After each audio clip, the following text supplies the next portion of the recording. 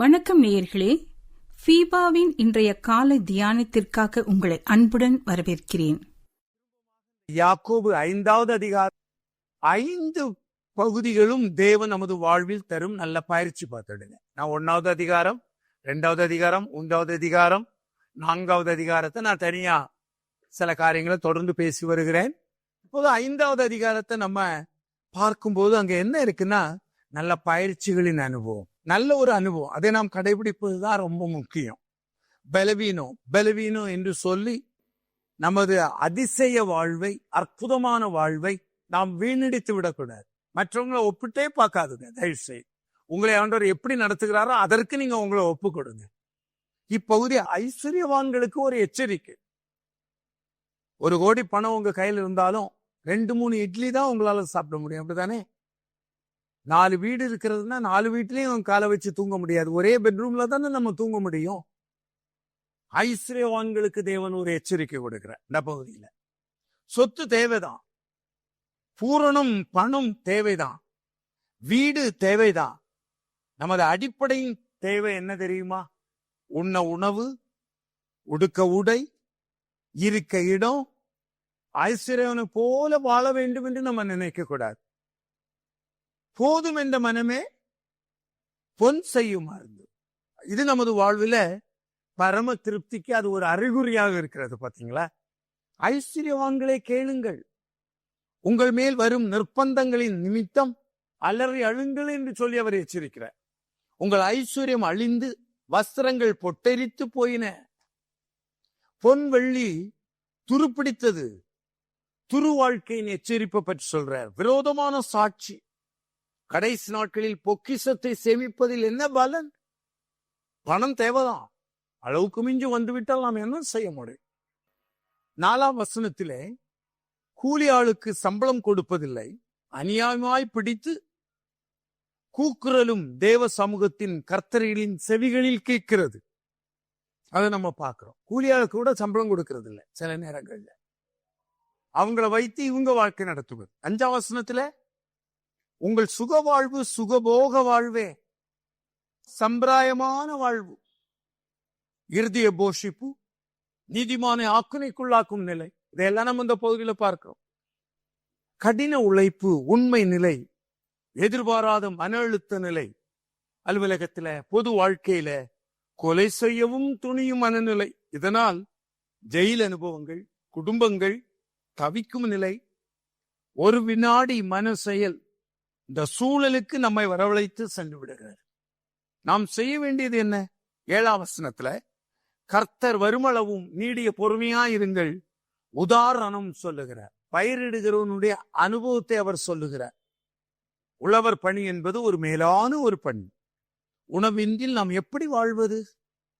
பொறுமை அனுபவத்தை கற்றுக் கொடுக்கிறார். 8 முதல் 10 வசனம் வரை நீங்க பாத்தீங்கன்னா நாம் பார்க்கும்போது நீடிய பொறுமை உங்கள் இருதயங்களை ஸ்திரப்படுத்தும். கர்த்தரின் வருகை சமீபமே. ஒருவருக்கு ஒருவர் விரோதமாய் முறையிடாதீங்கள், இது கிறிஸ்துவின் உன்னத பண்பு. நியாயாதிபதி வாசற்படியில் இருக்கிறார். கர்த்தருடைய நாமத்தினாலே பேசின தீர்க்கதரிசிகள் துன்பப்படுத்துவது சாபமே. இன்று உனது தனிப்பட்ட தேச சூழ்நிலை என்ன? யாரையும் நான் குற்றப்படுத்த வேண்டாம். ஜெபிப்பதே நமது கடமை. 11ஆம் வசனத்தை நீங்க பாத்தீங்கன்னா அதை பார்க்கும்போது பொறுமையா இருக்கிறவர்கள் பாக்கியவான்கள். யோபுவின் உதாரணத்தை நம்ம பார்க்கிறோம். மிஷனரிகளின் தியாகத்தை நம்ம பார்க்கிறோம். அதன் முடிவோ பரலோக பேரின்பம். கர்த்தர் மிகுந்த உருக்கமும் இரக்கமும் உள்ளவர். நாம் செய்ய வேண்டியது என்ன? 12ஆம் வசனத்திலிருந்து 16 வசனம் வரை நம்ம பார்க்கும்போது வானம் பூமி இவற்றை படைத்த இடத்திலே ஆணையில் நாம் சத்தியம் பண்ண வேண்டாம் என்று சொல்லுகிறார். ஆக்கனைக்குள்ளாக தீர்க்கப்படாதபடி உள்ளதை உள்ளதென்றும் இல்லதை இல்லை என்றும் சொல்லுங்கள். ஒருவன் துன்பப்பட்டால் ஜெபம் பண்ணுங்கள். ஒருவன் மகிழ்ச்சியாயிருந்தால் சங்கீதம் பாடுங்கள். ஒருவன் வியாதிப்பட்டால் சபையின் மூப்பரை வரவழைத்து கர்த்தரின் நாமத்திலே எண்ணெய் பூசி ஜெபம் பண்ணுங்கள். நீங்களும் செய்யுங்கள், வியாபாரமாக மாற்றி விடாதீர்கள். விசுவாசம் உள்ள ஜெபம் பிணியாளியை ரட்சிக்கும். கர்த்தர் அவனை எழுப்புவார். பாவம் செய்திருப்பானெனில் அது மன்னிக்கப்படும். ரட்சிப்பை முக்கியப்படுத்துங்கள், முதலிடம் கொடுங்கள். சொஸ்தமடைய குற்றங்களை ஒருவருக்கு ஒருவர் அறிக்கையிடுங்கள். ஒரு வழிவகுக்க ஜெபம் செய்யுங்கள். நீதிமான் ஜெபம் பலனுள்ளது. அதை நம்ம பார்க்கணும். 17 முதல் 20வது வசனத்தை பார்த்தீங்கன்னா, எலியா பாடுள்ள ஒரு மனுஷன், ஆனால் கருத்தாய் ஜெபம் செய்தான். 3 வருடம் 6 மாதம் பூமியில் என்ன பெய்தது? மழை பெய்தது. மறுபடியும் ஜெபம் பண்ணான். வான மழையை பொழிந்தது. பூமி தன் பலனை தந்தது.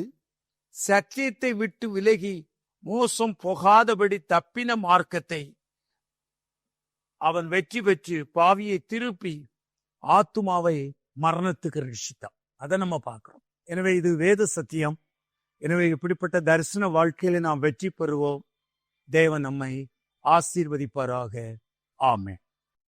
இன்றைய காலை தியானத்தில் பங்கேற்றமைக்காக நன்றி. உங்களது கருத்துக்களை பகிர்ந்து கொள்ளவோ மேலும் விவரங்கள் அறிந்து கொள்ளவோ 94585042 என்ற எண்ணிற்கோ அல்லது info@fibaonline.org தொடர்பு கொள்ளவும்.